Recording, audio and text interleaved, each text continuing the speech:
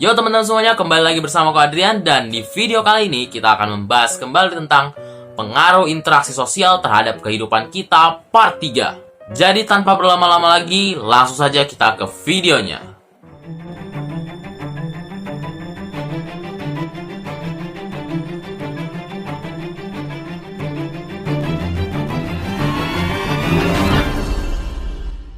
Di video sebelumnya kita sudah membahas tentang apa itu mobilitas sosial dan juga pluralitas sosial. Nah, di video kali ini alias video ketiga kita akan membahas tentang materi terakhir, yaitu konflik dan integrasi sosial. Konflik. Coba katakan apa yang kamu pikirkan ketika mendengar kata konflik. Pertengkaran? Perselisihan? Peperangan? Ya, semua itu ada kaitannya dengan konflik. Jadi bisa disimpulkan bahwa konflik adalah peristiwa sosial yang terjadi akibat adanya pertentangan dari dua kelompok atau lebih. Pertentangan yang dimaksud ini biasanya timbul karena adanya perbedaan pendapat antara pihak satu dengan pihak lainnya. Selain karena perbedaan pendapat ini, ada beberapa contoh faktor lain yang dapat memicu terjadinya konflik. Di antaranya adalah sebagai berikut. 1. Perbedaan individu. Manusia memiliki individu atau karakter yang berbeda-beda satu sama lain. Bahkan meskipun lahir dari orang tua yang sama, setiap orang pasti memiliki karakternya masing-masing. Ada yang suka Jepangan, ada yang suka Korea-Koreaan, bahkan ada yang terobsesi buat belajar ilmu sihir supaya bisa keterima di Hogwarts.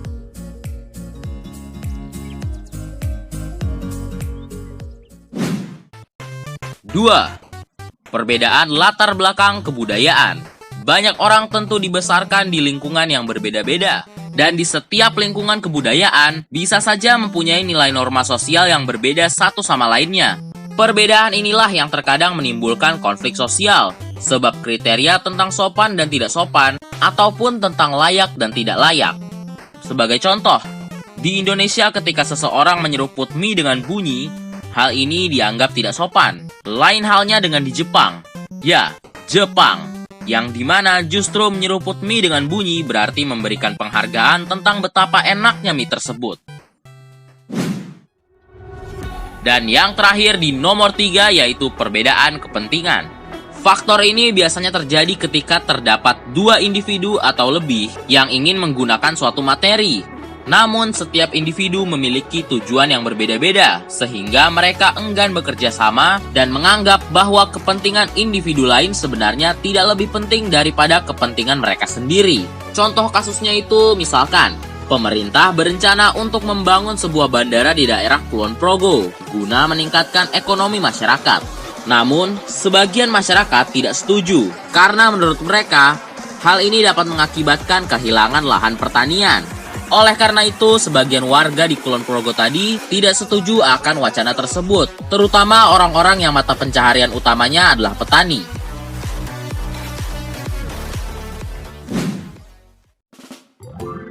Oke, kita sudah membahas tentang faktor yang dapat menimbulkan konflik sosial.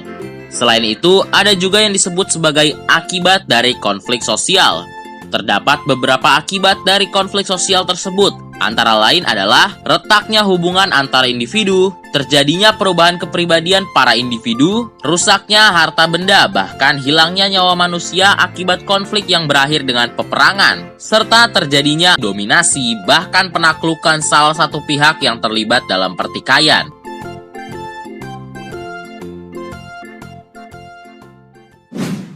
Untuk mencegah hal-hal seperti tadi terjadi, ada 5 cara yang biasanya digunakan oleh para individu atau kelompok demi menyelesaikan konflik sosial. Yang pertama adalah menghindar. Individu yang menggunakan cara ini biasanya merasa bahwa tidak ada gunanya jika konflik ini terus berlanjut. Atau bisa juga individu ini merasa bahwa ia tidak akan bisa menang dalam menghadapi konflik tersebut, sehingga memilih untuk menghindari konflik. Lalu yang kedua adalah memaksakan kehendak. Sebenarnya cara ini bisa dibilang sangat tidak terpuji. Pihak yang menggunakan cara ini biasanya benar-benar meyakini bahwa pendapat atau idenya lah yang paling benar. Oleh karena itu, dengan segala cara, konflik tersebut harus berakhir dengan kemenangan di pihaknya. Lanjut ke nomor 3, yakni menyesuaikan kepada keinginan orang lain. Atau dengan kata lain bisa juga disebut sebagai mengalah. Individu yang memilih cara ini biasanya memikirkan kepentingan orang-orang di sekitarnya, yang mungkin sewaktu-waktu bisa ikut terkena dampak dari konflik tersebut. Individu ini juga mungkin merasa bahwa jika konflik terus berlanjut, hubungannya dengan si lawan akan semakin memburuk dan dapat menimbulkan rasa benci satu sama lain, sehingga individu ini memilih untuk mengalah.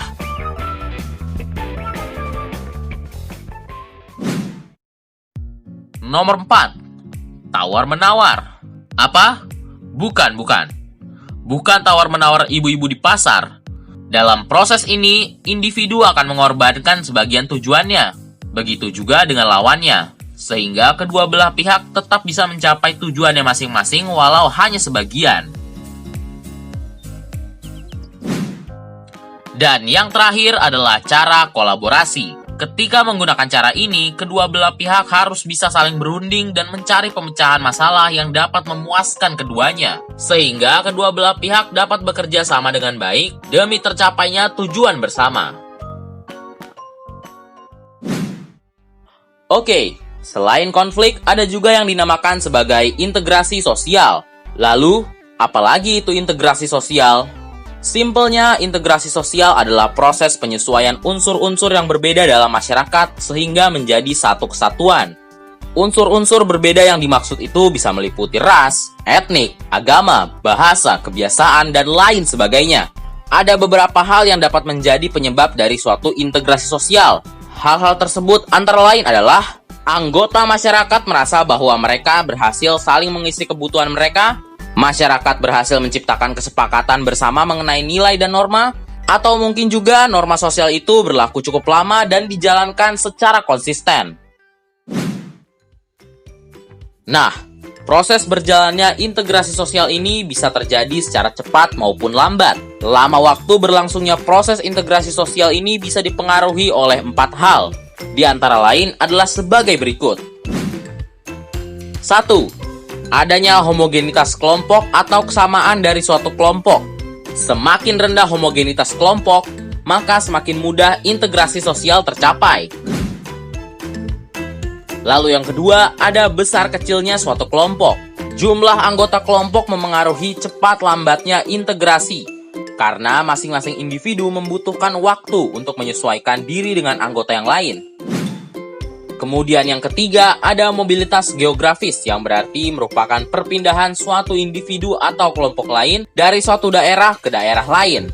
Semakin sering anggota suatu masyarakat berpindah tempat, maka semakin besar pengaruhnya terhadap proses integrasi. Hal ini cukup serupa dengan proses transmigrasi, urbanisasi, dan juga migrasi. Dan yang terakhir, alias yang keempat, kita punya efektivitas komunikasi. Untuk dibilang membentuk suatu kelompok sosial, para anggota ini pastinya harus bisa saling berkomunikasi dengan baik.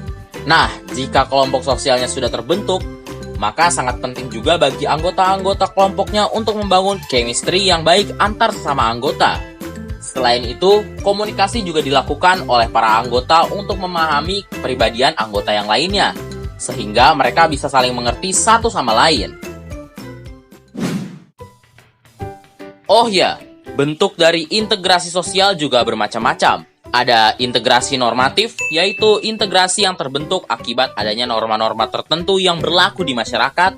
Ada juga integrasi fungsional yang terbentuk akibat adanya fungsi-fungsi tertentu di masyarakat. Dan yang terakhir ada integrasi koersif, yaitu integrasi yang dilakukan dengan cara paksaan. Hal ini biasanya dilakukan apabila diyakini akan muncul dampak-dampak negatif jika integrasi tidak dilakukan. Lalu, terdapat 2 jenis proses yang akan dilalui ketika integrasi sosial berjalan, yakni asimilasi dan juga akulturasi. Asimilasi sendiri berarti bertemunya 2 budaya atau lebih yang saling memengaruhi sehingga memunculkan kebudayaan baru dengan meninggalkan sifat asli kebudayaan. Sedangkan akulturasi adalah proses sosial yang terjadi bila kelompok sosial dengan kebudayaan tertentu dihadapkan pada kebudayaan asing, sehingga kebudayaan asing akan diserap dalam kebudayaan sendiri tanpa meninggalkan sifat asli kebudayaan penerima.